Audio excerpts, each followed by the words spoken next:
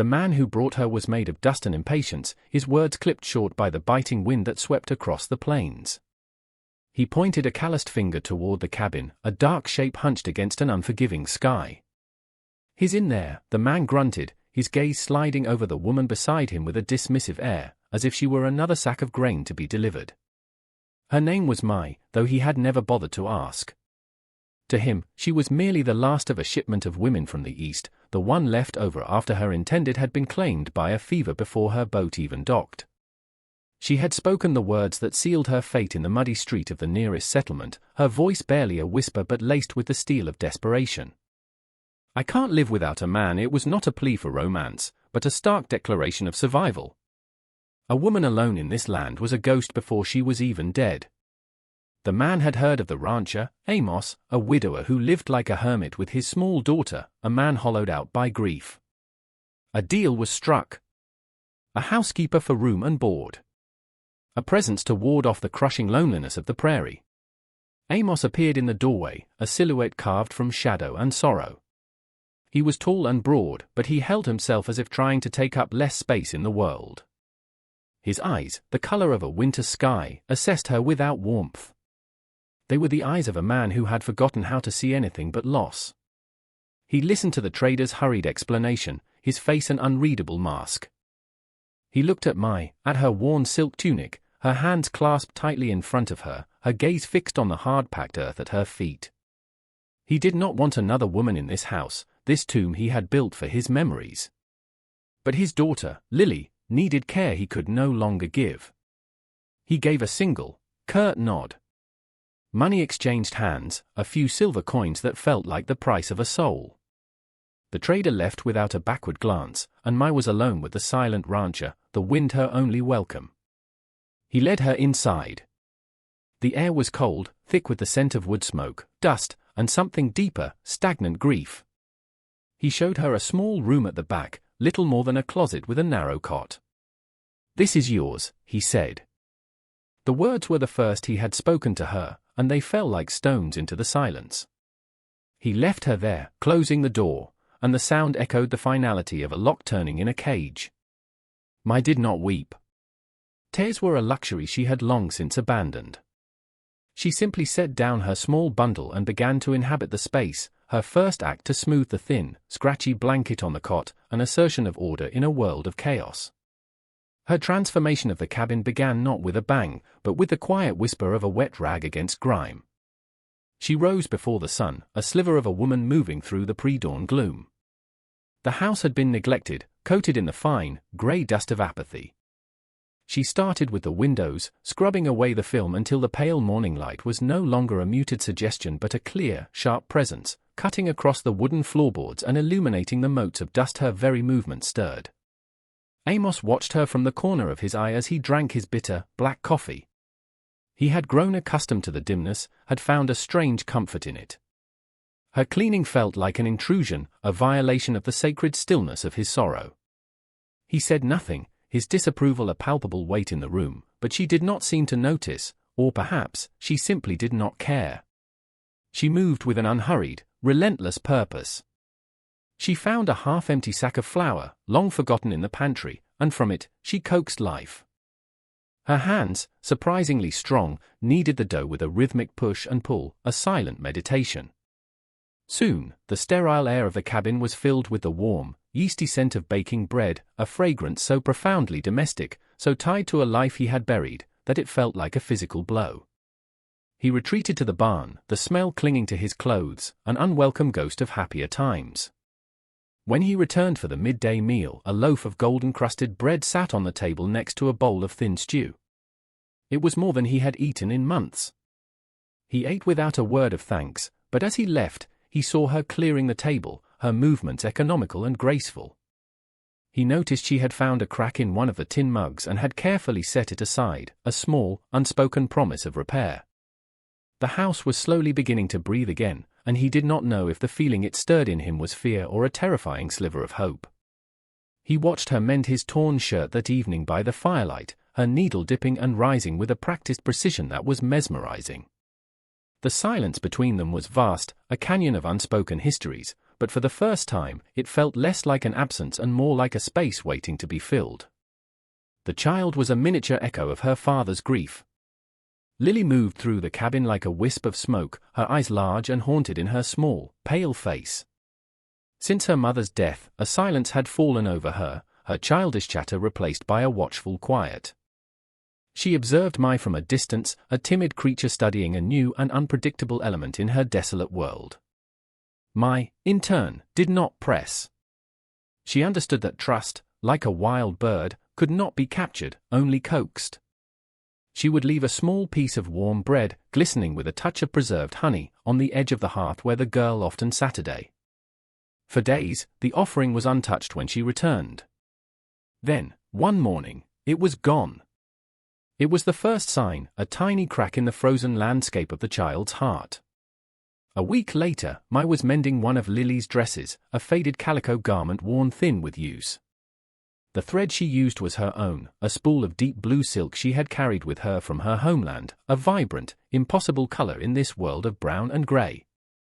Lily crept closer, her bare feet silent on the floorboards. She reached out a hesitant finger and touched the shimmering thread.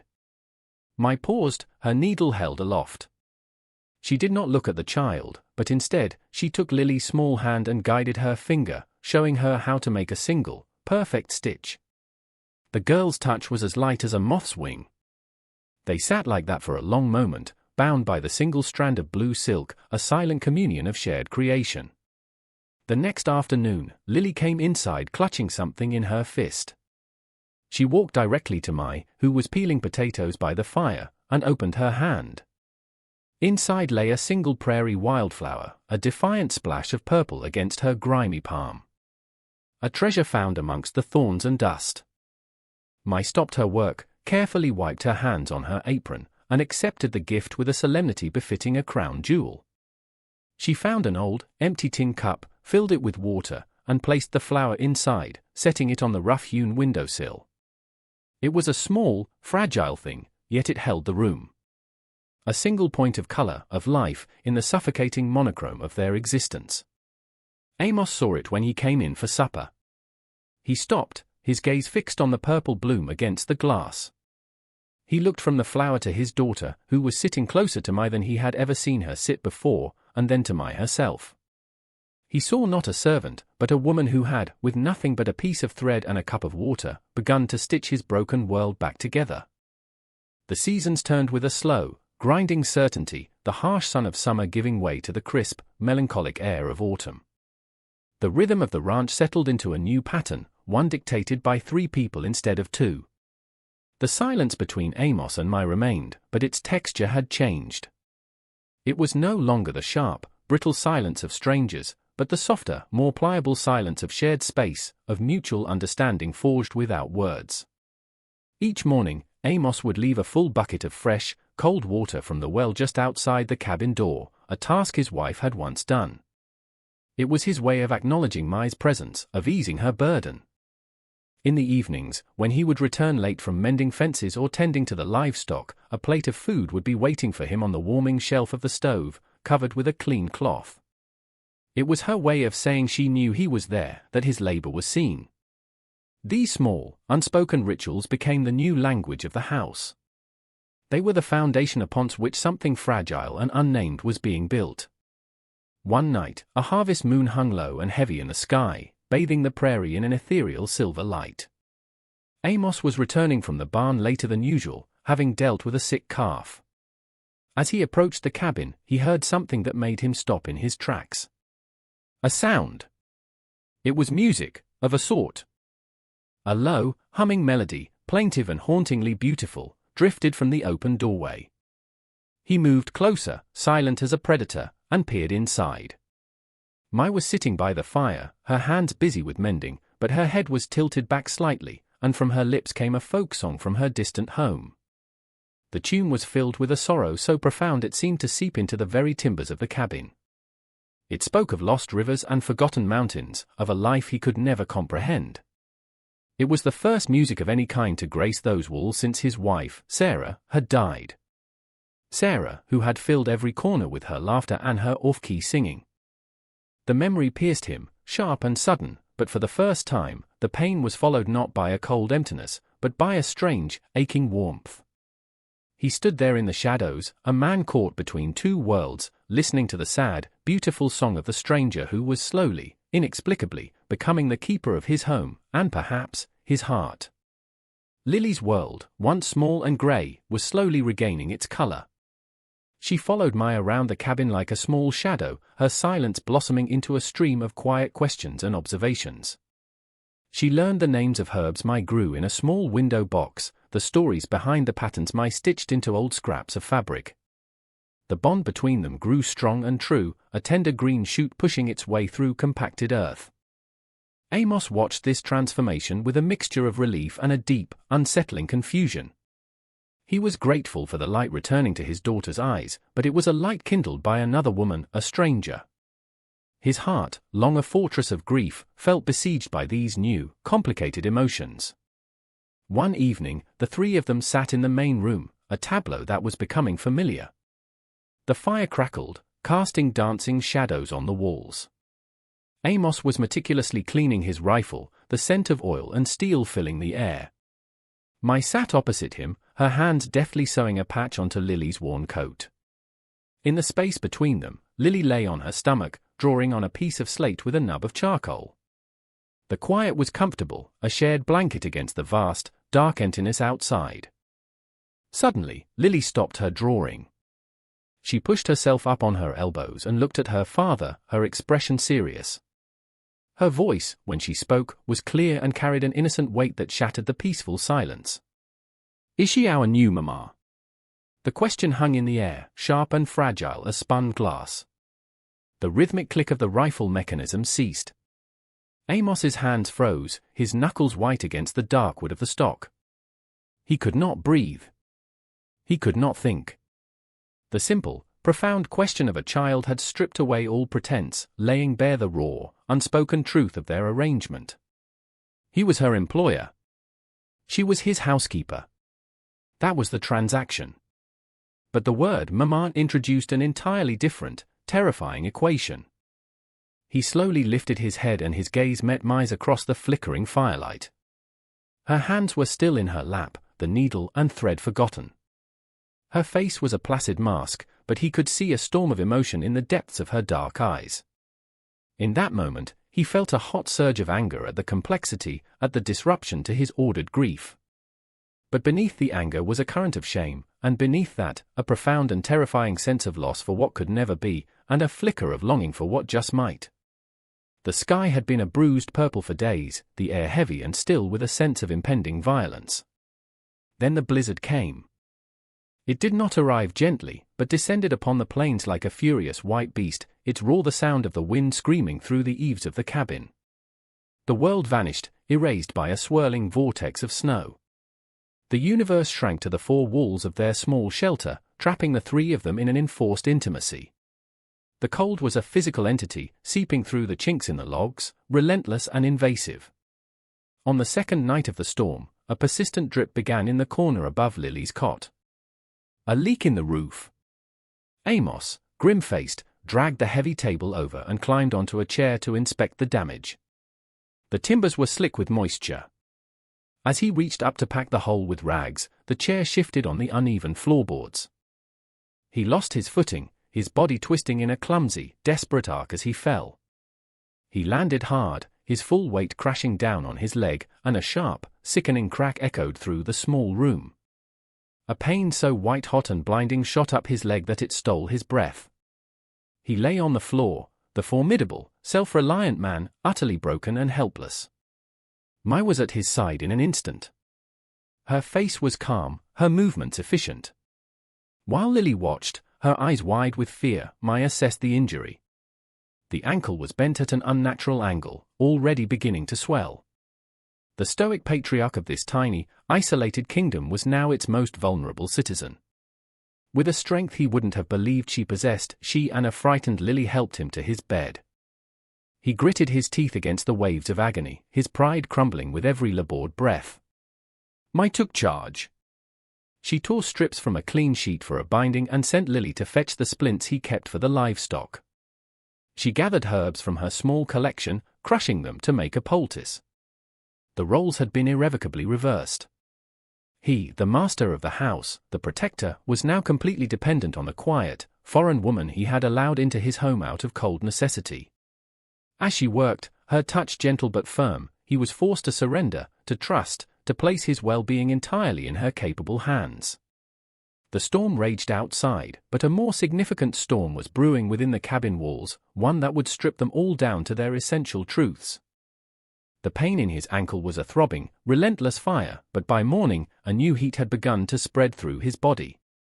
A fever took hold, born of the shock and the biting cold that had settled deep into his bones. The world dissolved into a hazy, nightmarish landscape of disjointed memories and fevered dreams. The cabin walls seemed to breathe in and out, and the howling of the wind became the voice of his long-buried guilt. He was trapped in the past, reliving the day the wagon overturned, the day he lost Sarah. He saw her face, heard her laughter, then saw the terror in her eyes. In his delirium, the lines between past and present blurred. He would look at Mai, sitting vigil by his bedside, and see Sarah's features superimposed over her own. Her cool hand on his forehead was Sarah's touch. He began to talk, the words spilling out of him, raw and unfiltered, secrets he had locked away in the deepest recesses of his soul. He spoke of his regret, of the fence post he should have fixed, of the argument they had that morning, of the crushing weight of being the one who survived. "I'm sorry, Sarah," he whispered, his voice raspy and broken, reaching out a trembling hand.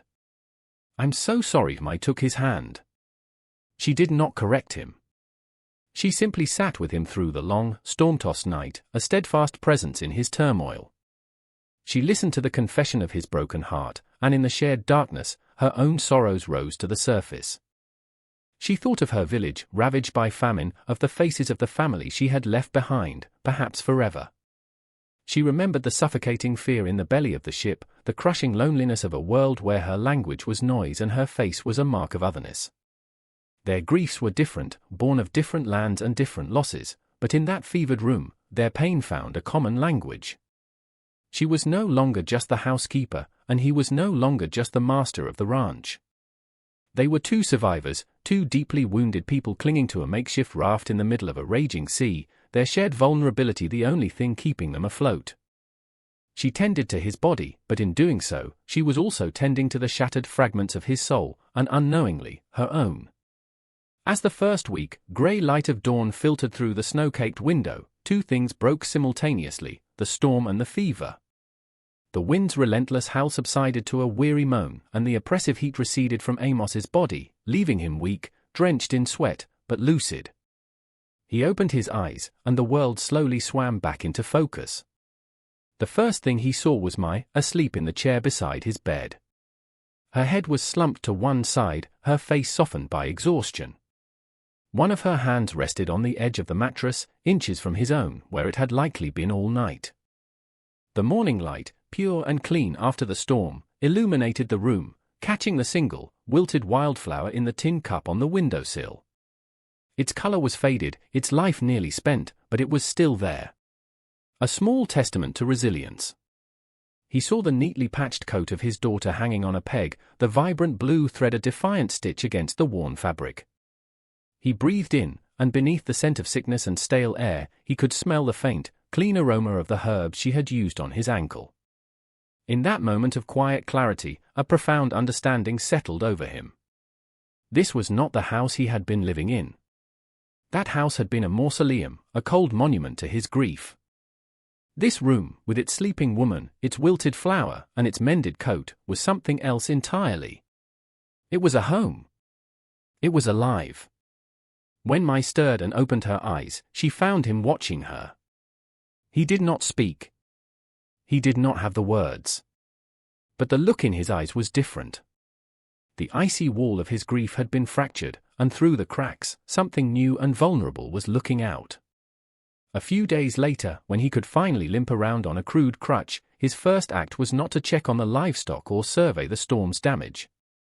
He took his axe and spent the better part of the morning splitting firewood, his movement stiff and painful but resolute. He stacked the wood neatly by the cabin door, a mountain of fuel that would keep them warm for weeks. It was his silent offering, his long overdue thank you. It was a promise of warmth, a gesture that spoke more than 1,000 empty words ever could. Weeks passed. The snow melted, and the prairie began to awaken, breathing forth the first green shoots of spring. The supplies in the cabin dwindled, and a trip to town became unavoidable. The journey was different this time. Before, he would have gone alone, or taken Lily. Now, the three of them went together. He lifted Lily onto the horse, then swung himself up behind her. He reached down a hand for Mai, and she took it, allowing him to pull her up to sit in front of him. It was a practical arrangement for a single horse, but the proximity was charged with a new significance. They rode as one, a small, self-contained unit moving across the vast, open land. The town of Redemption was little more than a dusty street lined with a handful of weathered buildings, but to its inhabitants, it was the center of the universe. As they rode in, heads turned. Eyes followed them. Amos was a known quantity, a man who kept to himself, shrouded in his tragedy. The sight of him with a Chinese woman and his child, all on one horse, was a spectacle that set tongues wagging. The trader who had first brought Mai to the ranch, a burly man named Henderson, was leaning against a post outside the general store. He spat a stream of tobacco juice into the dust as they approached. "Well, look at that," he called out, his voice thick with crude amusement. "See, you finally tamed that stray, Amos. Guess it's time to make the final payment, eh?" A few nearby men snickered. Amos, who in the past would have fixed the man with a cold stare and moved on, did something else. He stopped the horse. Slowly, deliberately, he dismounted. He helped Mai down, his hand lingering on her arm for a moment, and then he turned to face Henderson. He stood to his full, imposing height, and the air around him grew still. His voice, when he spoke, was not loud, but it was as low and solid as bedrock, and it carried across the dusty street with an undeniable authority. "Her name is Mai," he said, his eyes locked on Henderson's. "And she is my wife." He let the word hang in the air, a definitive, unassailable fact. The snickering died. Henderson's smirk faltered. Without another glance at the man, Amos led Mai and Lily into the general store. He bought flour, salt, and coffee beans. Then, he walked to the small glass case that held a few trinkets. He pointed to a simple, unadorned silver ring. He paid the clerk, and then, in the middle of the store, under the curious gazes of everyone present, he took Mai's hand. He slid the cool silver band onto her finger. It was not a question. It was not a proposal. It was a declaration. A public claiming. A vow made not with pretty words before a preacher, but with a simple, profound act in the face of a judgmental world. They rode back to the ranch under a sky streaked with the tender colors of sunset. The silver ring on Mai's finger caught the fading light, a tiny, brilliant star in the growing twilight.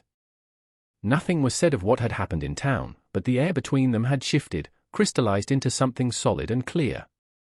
The world outside was the same endless sky, the same whispering prairie grass, but the world within the three of them had been irrevocably remade. That evening, after their simple meal, Amos did something he hadn't done in years. He walked to the mantelpiece above the hearth, the sacred shelf where he kept the relics of his past life. He picked up the small, silver-framed photograph of Sarah. She was smiling, her eyes full of a life that had been extinguished far too soon. He stood for a long time, his thumb gently tracing the outline of her face.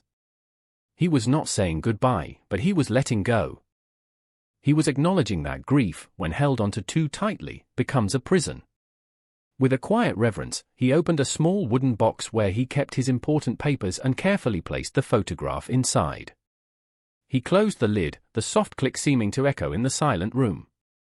He was not erasing the past, but making space for the future. He turned and saw Mai watching him, her dark eyes filled with a deep, knowing empathy. She had seen his pilgrimage to the shrine of his sorrow countless times. She understood what this meant. He crossed the room and took her hand, the one now bearing his ring. His calloused fingers intertwined with hers. He did not need to speak of love or forever. Those words were too flimsy for what had been forged between them in the crucible of silence, hardship, and shared grief. Their connection was a thing of substance, built of quiet actions, of mutual respect, of 1,000 unspoken kindnesses. Lily, sensing the shift in the atmosphere, came and stood between them. She placed her small hands over their joined ones, her touch a benediction. The three of them stood there before the warm, crackling fire, a new and unlikely constellation. A family born not of blood or ceremony, but of resilience. A broken man, a resilient woman, and an innocent child, their separate sorrows braided together to form a bond of quiet, unshakable strength. Outside, the sun finally slipped below the horizon, and the vast prairie darkened into night. But inside the small cabin, the windows glowed with a warm, steady light, a beacon of earned peace, a defiant and hopeful star in the immense, silent dark.